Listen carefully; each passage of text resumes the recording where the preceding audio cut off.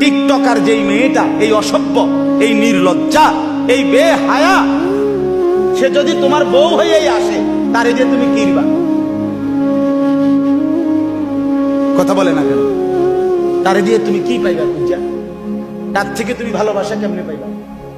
আল্লাহ তাআলা বলছেন, হালাল পবিত্র স্ত্রীর মধ্যে আমি আল্লাহ ওয়াজআলা বাইনাকুম মাওয়াদ্দাতান ওয়া রাহমা, আমি যাকে তোমার স্ত্রী হিসাবে হালাল বানিয়েছি, তার মধ্যে আমি আল্লাহই তোমাদের স্বামী স্ত্রী উভয়ের জন্য ভালোবাসা এবং দয়া মায়া আমি তৈরি করে দিয়েছি। আমি দিয়েছি। এজন্য বাপ নিজের জীবন নষ্ট না করে, হায়াত নষ্ট না করে, ছেলেরা অনুরোধ করছি ভাইয়া, অনেক ছেলে মাশাআল্লাহ এই প্রচন্ড গরমের ভিতরেও আপনারা আসছেন, আল্লাহর ঘর মসজিদে মহব্বতে বসছেন।